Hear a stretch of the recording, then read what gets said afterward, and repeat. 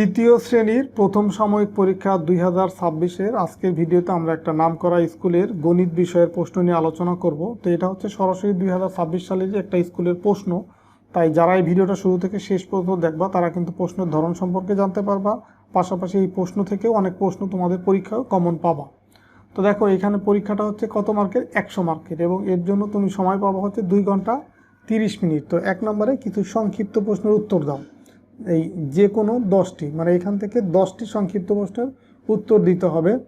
যেমন 1 নম্বরে আছে বা ক নম্বর আছে সংখ্যা গঠন কিভাবে হয়, খ নম্বর আছে 1 অযুত সমান কত, গ নম্বর আছে 512কে অঙ্কে লিখো। 512কে অঙ্কে লিখলে কীরকম হবে? এই যে 5 1 2, এই যে 512, তো এটা উত্তর হয়ে গেল। তারপরে দেখো ঘ নম্বরে 77,077কে আবার এটাকে অঙ্কে লিখতে বলছে, মানে এটাও অঙ্কে লিখতে বলছে। তারপরে দেখো এই যে এইটাকে সংখ্যাটি কত হবে, এই যে 60,660, এটা বানান করে বাংলায় লিখতে হবে। বড় প্রতীক লেখো, বড় প্রতীক হচ্ছে এই যে এটা। তারপরে 6 নম্বর হচ্ছে 13 এর ক্রমবাচক সংখ্যা কত? 13। ষোড়শের ক্রমবাচক সংখ্যা সংক্ষিপ্ত রূপ কি?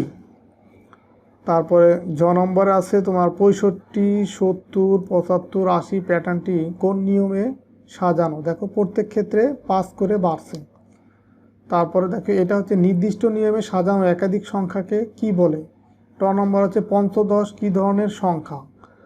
ছ নম্বরে আছে 9,999 এর পরের সংখ্যাটি কত? পরের সংখ্যাটি হচ্ছে 10,000। এরপরে দেখো 2 নম্বরে কথায় লিখো। এখানে যে 1238, এটা কথায় লিখতে হবে বা বানান করে লিখতে হবে। তারপরে 63,707, 4,335, 99,305, 5,153, এগুলো হচ্ছে তুমি বাংলায় বানান করে লিখতে হবে এগুলি।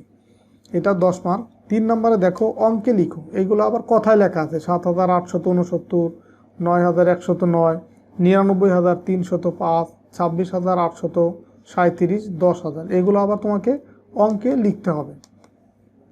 4 নম্বরে দেখো এই 94,230 সংখ্যাটিতে 4 ও 3-এর স্থানীয় মান কত?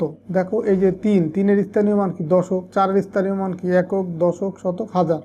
4-এর স্থানীয় মান হাজার আর 3-এর স্থানীয় মান দশক। সংখ্যাটিতে অযুত স্থানের অঙ্কটি কত? দেখো একক, দশক, শতক, হাজার, অযুত, তাহলে অযুত স্থানের অঙ্কটি কত? অযুত স্থানের অঙ্কটি হচ্ছে 9।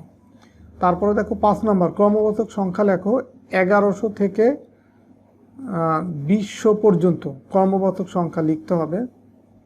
তারপরে দেখো 6 নম্বরে এটা একটা প্যাটার্ন, এই যে যেমন এইখানে দেখো এই যে কিছু খালি ঘর দেওয়া আছে, খালি ঘরে কোন কোন সংখ্যা বসবে সেটা বসাতে হবে।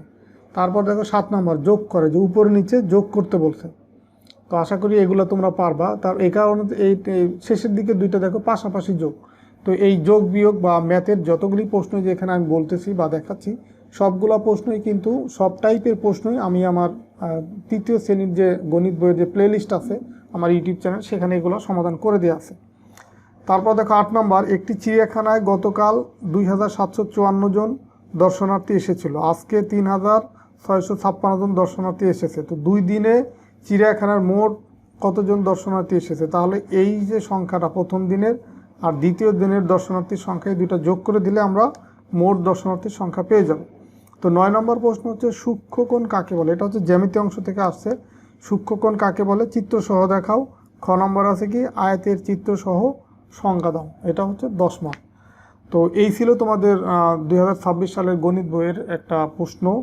তো আশা করি আজকের ভিডিওটা যারা শেষ পর্যন্ত দেখতে শুরু থেকে, তারা এই গণিত বিষয়ের প্রশ্ন সম্পর্কে তোমাদের একটা ভালো ধারণা হয়েছে। তো ঠিক আছে, সবাই ভালো থাকো, সুস্থ থাকো, কথা হবে পরবর্তী ভিডিওতে। আল্লাহ হাফেজ।